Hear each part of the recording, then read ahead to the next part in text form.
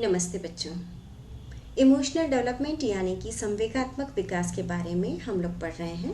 इसके दो भाग हम पढ़ चुके हैं, जिनमें हमने संवेग क्या है, संवेगात्मक विकास से क्या तात्पर्य है पढ़ा था, और साथ ही बच्चों के संवेगात्मक विकास के महत्व के बारे में हमने पढ़ा था। अब हम संवेगात्मक प्रतिमानों के विकास के बारे में पढ़ेंगे आज के इस भाग 3 में।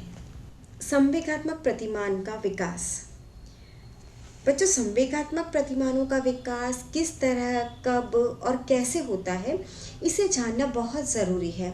तभी बालकों को संवेगों का लाभ मिल सकता है।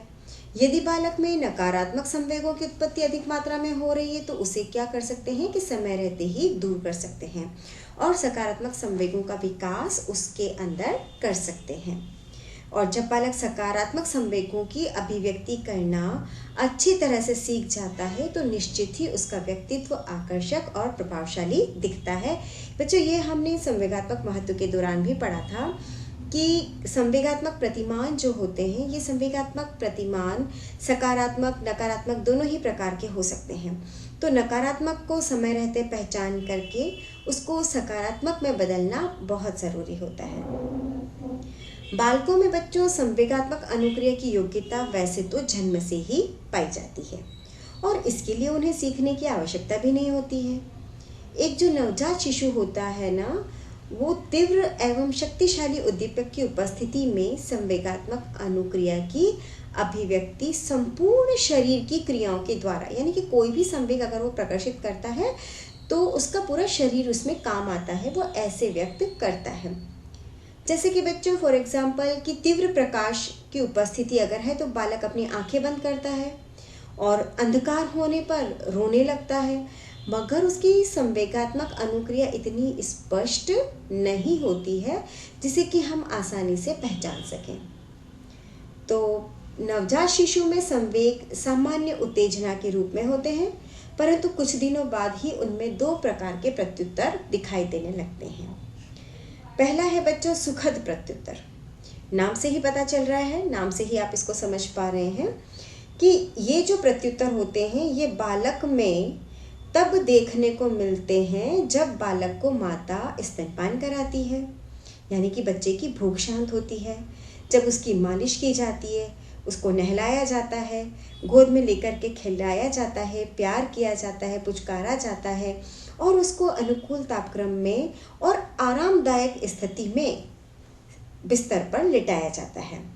तो सुखद प्रत्युत्तर की अभिव्यक्ति बालक कूइंग के द्वारा, बबलाने के द्वारा और घागलिंग के द्वारा भी व्यक्त करता है, यानी कि सुखद अभिव्यक्ति जबकि उसको अंदर से प्रसन्नता होती है, अच्छा लगता है, तब वह सुखद प्रत्युत्तर देता है।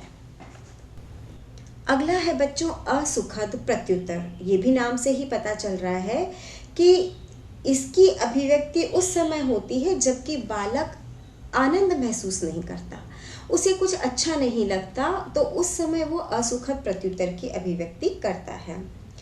और ये स्पेशली कब करते हैं, जबकि उसकी त्वचा से हम कोई गर्म या ठंडी चीज़ को छुआते हैं, एकदम से उसे गर्म या ठंडा लगता है तो वो असुखद फील करता है। इसी के साथ अचानक तेज भयानक आवाज़ निकलती है तो भी, अगर बच्चा लंबे समय तक गीले बिस्तर पर रह जाता है तो भी, जब वह बिस्तर पर मलमूत्र त्याग करता है तो भी, जब उसे हम गलत तरीके से उठा लें या लिटाएं तो उस अवस्था में भी वो असुखद प्रत्युत्तर ही देता है। कई बार बच्चों अगर हम उसके आराम में बाधा पहुंचाए तो भी उसके असुखद प्रत्युत्तर होते हैं, जैसे कि बालक जोर जोर से रोने लगता है और संपूर्ण शरीर की अनुक्रियाएं करता है। लेकिन बच्चों क्या होता है कि जैसे जैसे बच्चे की उम्र बढ़ती है और वो वातावरण के संपर्क में आता है तो धीरे धीरे उसके संवेगों का विकास भी होने लगता है, वो समझने लगता है संवेगों को और उनके बारे में। 1 वर्ष के बालक में लगभग सभी संवेग ठीक उसी प्रकार होते हैं जैसे कि एक वयस्क व्यक्ति के होते हैं। जैसे जैसे उम्र बढ़ती है ना बच्चों, वैसे वैसे भय, क्रोध, ईर्ष्या, चिंता, हर्ष, जिज्ञासा आदि कई संवेगों का विकास होता जाता है। और वो विभिन्न प्रकार के उद्दीपकों को देखकर अपने संवेगों को व्यक्त भी करता है। जैसे कि रंगीन खिलौनों को देखकर प्रसन्न हो जाता है। जो बालक को दिन भर खिलाएं, उसे घुमाने ले जाएं, बच्चा उन्हें देखते ही उनकी तरफ झपटने लगता है, खुश होता है, अपनी माता को देखकर आनंदित होता है, हाथ पैर फैलाता है। और अगर माँ उसे गोद में नहीं उठाए तो वो रोने भी लग जाता है। तो बालक का हंसना, उसका रोना, ये दोनों ही संवेग उद्दीपक पर ही निर्भर करते हैं। इसी प्रकार बालक अनजान व्यक्ति को देखकर डर जाते हैं तो जोर जोर से रोते हैं, तो वो डर का संवेग हो गया।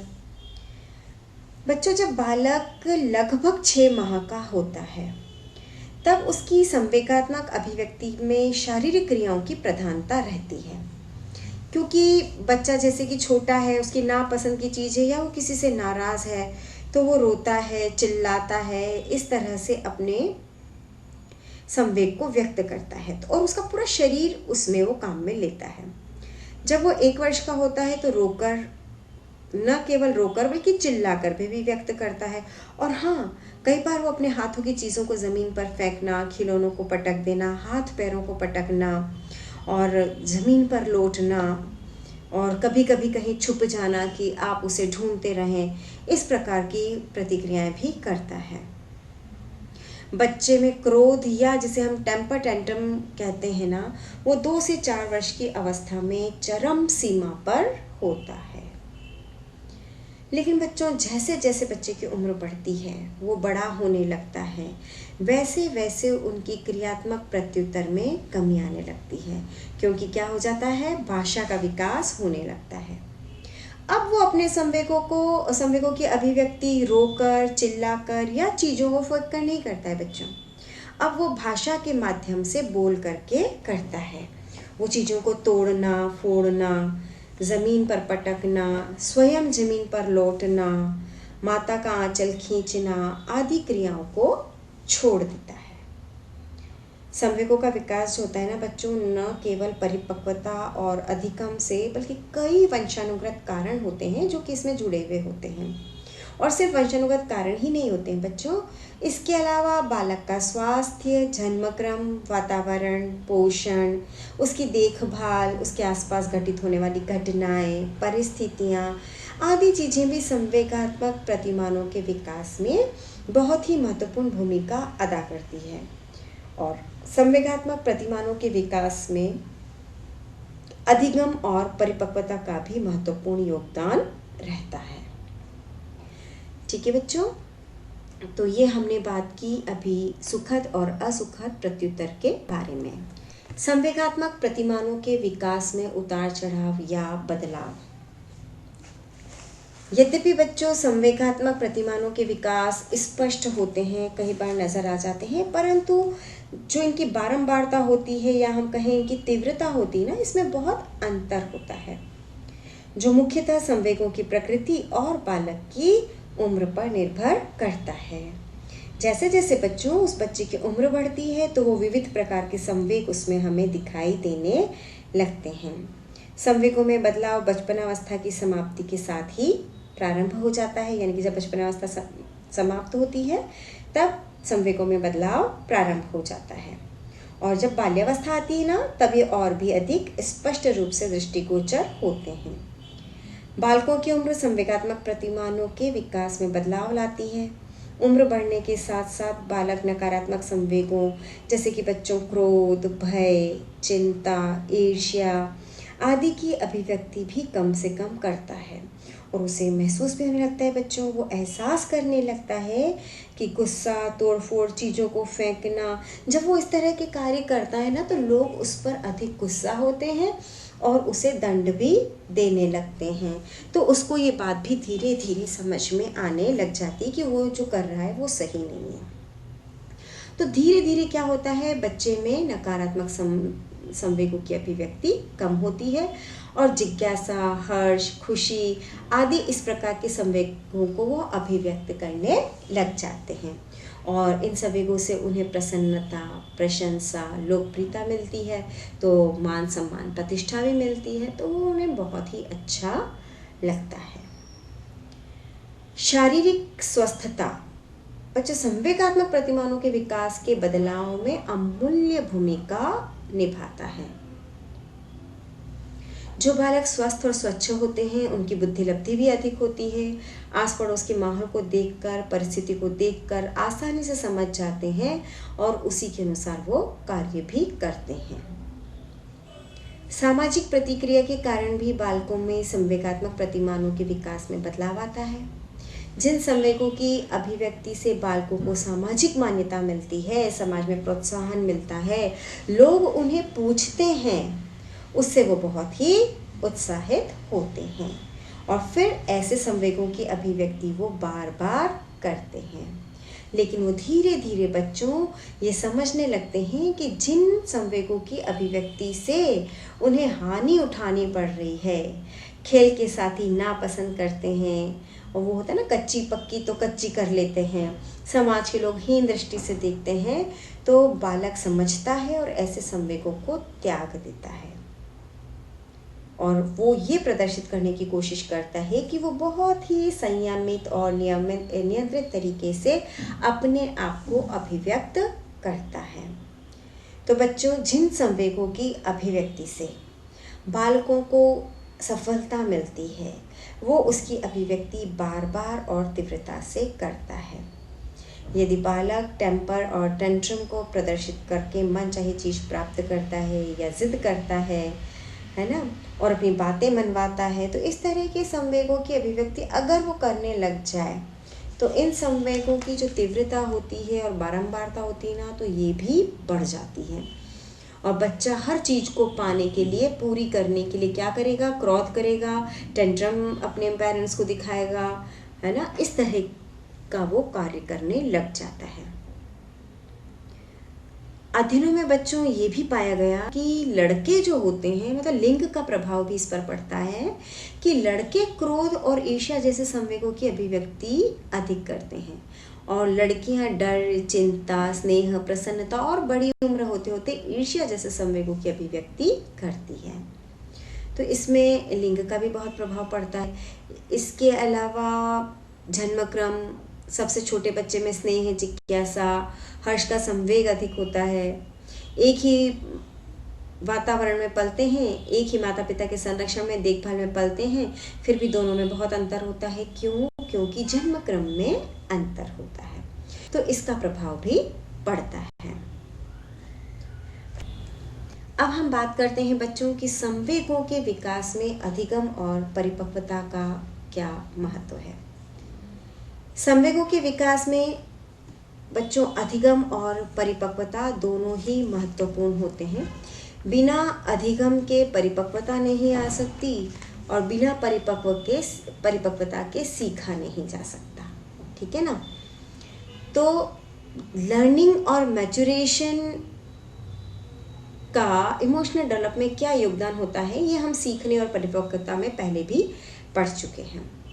बच्चों, हमने ये पढ़ा था कि बालक में जो संवेगात्मक अनुक्रिया की योग्यता होती है ना, वो माता के गर्भ से ही पाई जाती है और ये वंशानुगत एवं जन्मजात गुण है। परंतु बच्चों, इस बात को हम नज़रअंदाज नहीं कर सकते कि इनके विकास में अधिगम, जिसे कि हम सीखना कहते हैं, और परिपक्वता का भी बहुत ही महत्वपूर्ण योगदान होता है।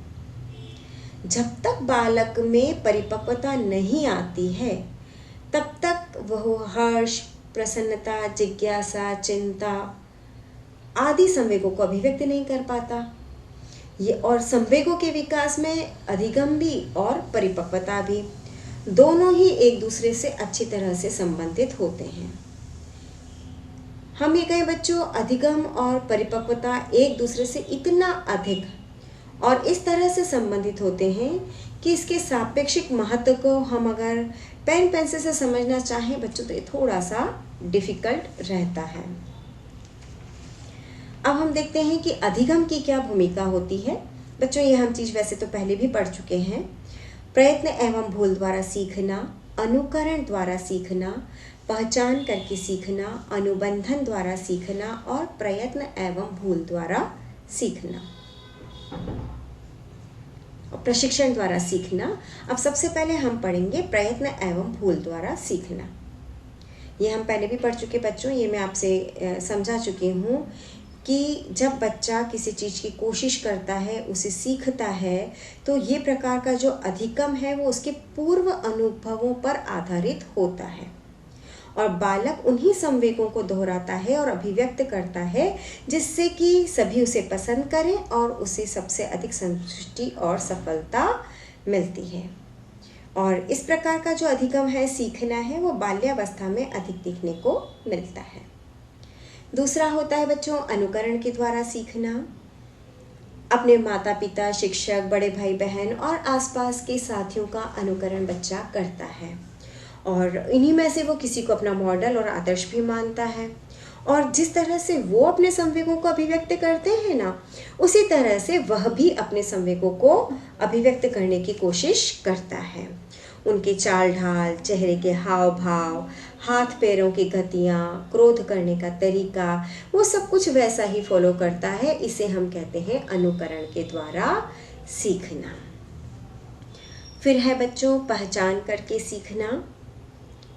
अनुकरण के जैसा ही है बच्चों ये भी, दूसरे लोगों को देखना और उनकी नकल करना, लेकिन ये थोड़ा सा अनुकरण से अलग है क्योंकि इसमें बालक क्या करता है कि सभी तरह के संवेगों की नकल नहीं करता है, बल्कि वो केवल उन्हीं संवेगों को सीखता है जिससे कि उसे प्रशंसा मिले और उसे संतुष्टि मिले, और उन्हीं लोगों के संवेगों को वो अभिव्यक्त करता है जिससे कि उसका बहुत अधिक लगाव होता है। नेक्स्ट पॉइंट है हमारा अनुबंधन द्वारा सीखना। बालकों में संवेगों का विकास अनुबंधन या हम कहें बच्चों इसको उद्दीपक और अनुक्रिया के साहचर्य द्वारा होता है। इसमें बच्चों प्रमुख रूप से संवेगात्मक प्रतिमान के उद्दीपक पक्ष से अधिक होता है। जैसे कि वॉटसन ने बताया कि भय, क्रोध, ईर्ष्या आदि संवेगों को अनुबंधन द्वारा उत्पन्न किया जा सकता है। जैसे कि बालक की उम्र बढ़ती है तो उसकी सोचना, समझना, उसका तर्क करना, याद रखना, ध्यान करने की क्षमता का विकास होता है और धीरे धीरे वो अनुबंधन द्वारा सीखने की क्षमता में ह्रास होने लगता है। यानी कि उसे पहले उद्दीपक किया जाए, उसे उकसाया जाए और फिर वो कोई व्यवहार करे, उसे हम कहेंगे अनुबंधन द्वारा सीखना। फिर एक है बच्चों प्रशिक्षण के द्वारा सीखना। बालकों में संवेगों का विकास प्रशिक्षण के द्वारा भी होता है। जिस तरह से बच्चों को प्रशिक्षण एवं दिशा निर्देश मिलता है, बालक उसी प्रकार से अपने संवेगों को व्यक्त करता है। अब बच्चों अगर हम बात करें परिपक्वता की भूमिका की, तो जैसे जैसे उम्र बढ़ती है तो उसके साथ ही मस्तिष्क और जो अंतःस्रावी ग्रंथियां हैं, बच्चों आप पढ़ चुके हैं फर्स्ट ईयर में इसके बारे में, उसका विकास होता है। और जब अंतःस्रावी ग्रंथियों का विकास होता है और उनका पर्याप्त मात्रा में स्रावण होता है तो इससे संवेगात्मक विकास में मदद मिलती है। जन्म के कुछ समय बाद एड्रिनल ग्रंथि का आकार बहुत छोटा हो जाता है और उम्र बढ़ने के अत्यंत ही छोटा होता है, और जैसे जैसे उम्र बढ़ती है ना तो इस ग्रंथि का विकास भी होता है और इसमें एड्रिनल ग्रंथि जो होती है वो बहुत ही महत्वपूर्ण भूमिका अदा करती है। 5 वर्ष की अवस्था तक एड्रिनल ग्रंथि का विकास बहुत ही तीव्र गति से होता है। 5 से 11 वर्ष की अवस्था में इसकी गति अपेक्षाकृत मंद हो जाती है और 11 से 16 वर्ष में इसका विकास पुनः तीव्र गति से होता है। और बच्चों जॉनसन ने बच्चों में जैसे भय उत्पन्न करके देखा तो उन्होंने देखा कि 2 वर्ष का जो बालक होता है ना, वो सांप को देखकर बिल्कुल भी भयभीत नहीं हुआ। 3 वर्ष का बालक थोड़ा सा सावधान हो जाता है, 4 वर्ष का बालक डर जाता है। तो उन्होंने ये निष्कर्ष निकाला कि संवेगों के विकास में, जैसे कि डर का संवेग है, एक एग्जाम्पल के तौर पर हमने अभी डर लिया है, तो इसके विकास में, इस तरह के संवेगों के विकास में परिपक्वता बहुत अधिक ज़रूरी है। बच्चों जिन चीज़ों के बारे में हम ज़्यादा जानने और समझने लगते हैं ना, उस चीज़ से हम अधिक डरने लगते हैं, क्योंकि बच्चों को तो पता ही नहीं होता कौन सी चीज़ कैसी है और किसका क्या प्रभाव होता है। ये मैं आपको पहले ही बता चुकी हूँ बच्चों कि दोनों का ही स्थान, अधिगम और परिपक्वता, दोनों का ही स्थान बहुत महत्वपूर्ण होता है। और अगर इनमें से कोई एक भी अनुपस्थित हो जाए तो संवेगों का विकास भली भांति नहीं हो सकता है। तो अधिगम को नियंत्रित किया जाता है। इसके आधार पर बालक को विभिन्न संवेगों की अभिव्यक्ति को भी सिखाया जा सकता है। और बच्चों, ये तो हम पहले भी बात कर चुके हैं कि अधिगम एवं परिपक्वता एक दूसरे से इतना अधिक और इस तरह से संबंधित होते हैं कि इनका जो महत्व है ना, सापेक्ष महत्व, एक दूसरे के पर्सपेक्टिव में जिनका महत्व है, उसको हम पेन पेंसिल के माध्यम से नहीं बता सकते। तो ये हमने बात की संवेगों के प्रतिमानों के बारे में। धन्यवाद।